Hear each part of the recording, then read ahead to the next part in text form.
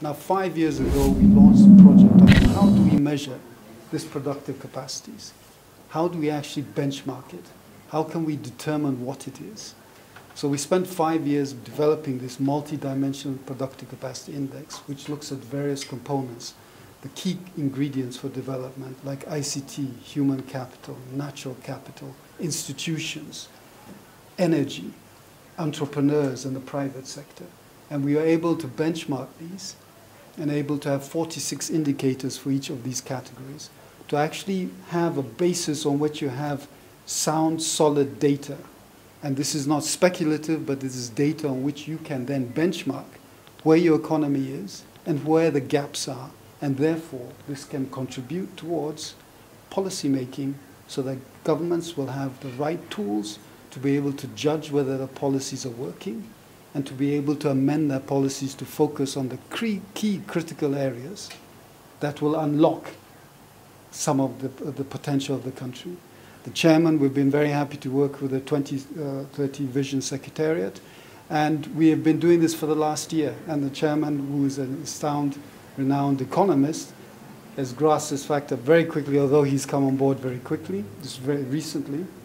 But we believe that this is a good opportunity for not just Kenya, because we've launched this in a number of other countries as well.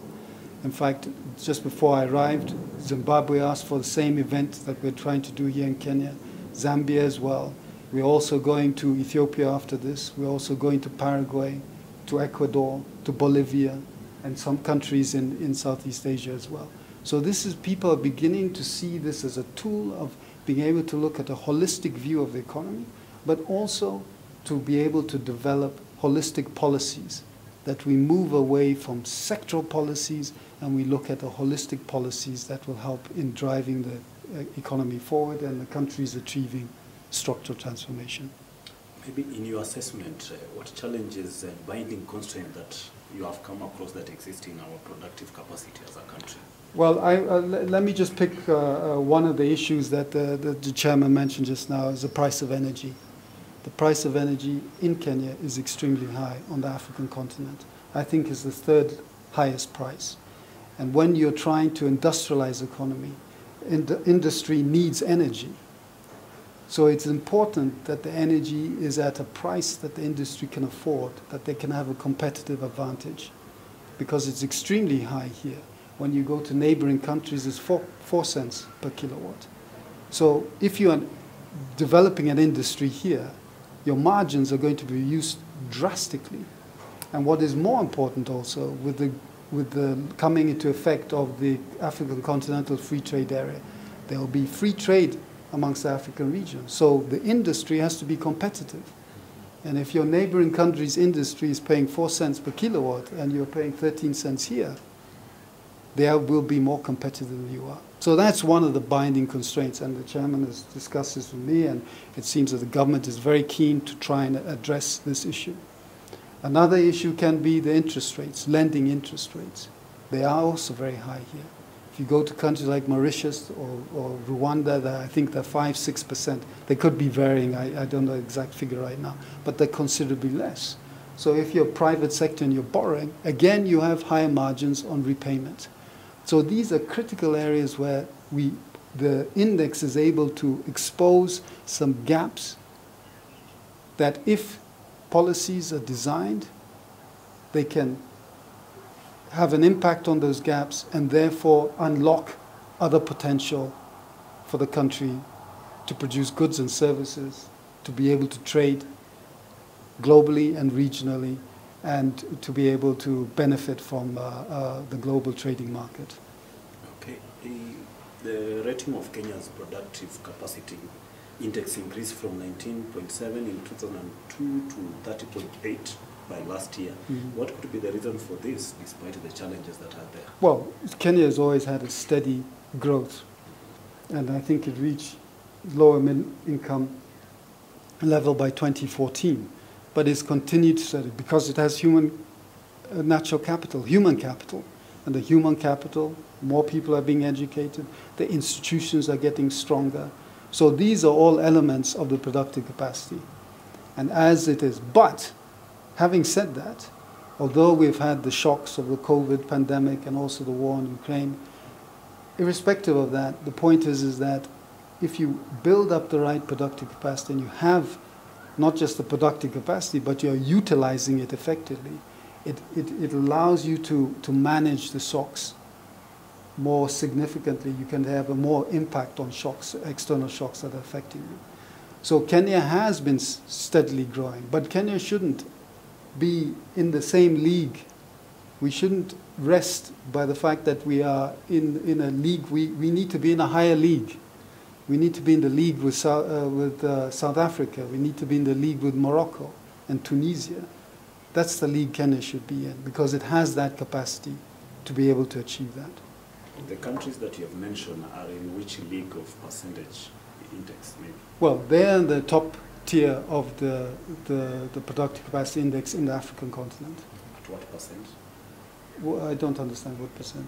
Uh, The figures I don't know. I'm just saying that they are in the top tier of the productive capacity index for the African continent, and that is the league Kenya should be playing in. Okay, perhaps a question from my end.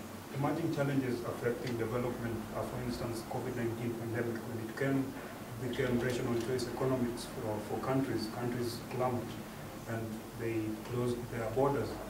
So in terms of this particular tool, is it likely to mitigate on these emerging challenges like COVID-19? Well, I think COVID-19, and it links very directly to that. I think COVID-19 and this closing of borders and everybody, it's very clear that everybody is talking about productive capacities. Every country in the world, because they've discovered that it's important for you as a country to be able to produce goods and services in the health sector. So this is very critical. And it's not just Kenya that's learned this lesson. All countries, developing countries, least developed countries, they all want to now have the capacity, and this is where the productive capacity is the ability of human capacity, it's natural capital, it's having the right energy, it's having the right ICTs to be able to produce these goods so that you can look after yourself. So these have become issues of national security as well on certain products that the world is looking at today for many countries now. So you're right that it's very much linked, and the whole idea is that if you have the productive capacity to produce goods and services, the pharmaceutical industry to produce more pharmaceutical goods, because Africa imports, I think, about almost 70% of its pharmaceutical products. But it should be building that capacity to produce its own pharmaceutical products. So this is all about productive capacities. The ability of a country to produce the goods and services that it can trade, achieve structural transformation, but more importantly, that it is not subject to external shocks at the level that it is now. Perhaps the final question. You know, intra-African trade is actually quite low. We trade more with our external partners than within ourselves. And there's been the issue of the general agreement on trade and tariffs, the GATT policies which are actually an impediment to this particular trade. So will this particular tool help perhaps in the re-evaluation of this GATT policies? No, I think the main thing is the African Continental Free Trade Area needs to be implemented. The focus and attention needs to be there. You are absolutely right. 75% of Africa's trade is outside the continent, only 25% within. Okay? And when you look at other countries, in European countries, the trading partners where they have most of their trade is their next door neighbor. It's not far away in another continent. So it's very critical that the African Continental Free Trade Area works. It will be one of the biggest trading blocks in the world. By 2050, it's estimated there will be $2.6 trillion value of the African Continental Free Trade Area. So it's very critical that Africa starts trading with itself, but more importantly, that it adds value to its natural resources. What is also coming very clearly is that with the move towards the green transition and green energy, Africa has many of the critical metals needed for the world to move in that direction. So Africa needs to manage those critical metals very carefully and collectively together so that they can get the best out of it, and that most importantly they can add value to it rather than exporting it raw. And maybe finally, what has it, first, when is the tool starting to be operational? And second, what has it that UNCTAD has planned to invest USD 8 million in 7 years in Kenya? Why use Vision 2030? First thing is that the tool, I think it was over a year ago, we already trained government statisticians here in Kenya. We had 2 training sessions on the tool itself. Because as the chairman said, it's important for you to use your statistics to be able to gauge how your policies are working, if they're working or not. So that training process has passed. That's one thing. The second thing is that now is a time where we have been able to identify the gaps, and we're looking at suggesting policy recommendations. So we are now here today also to look at confirming these are gaps for the country, and also what possible solutions there could be. Now, 2030 vision is a critical point of entry for UNCTAD on this, because very much 2030 Secretariat has a link to all the ministries. So it's very critical that you come in, because as I mentioned to you earlier on, this is a holistic approach. This is not a sectoral approach. We're not going to sectoral ministry. So we need an institution which has the capacity, the knowledge, the understanding, and also the drive to take this forward, and also can connect to all the ministries. Because what this program will also do is create a new level of coordination amongst ministries, because it will have an institutional framework, a ministerial level steering committee, and a technical committee where people will meet continuously to make sure that they are pushing along the same agenda line.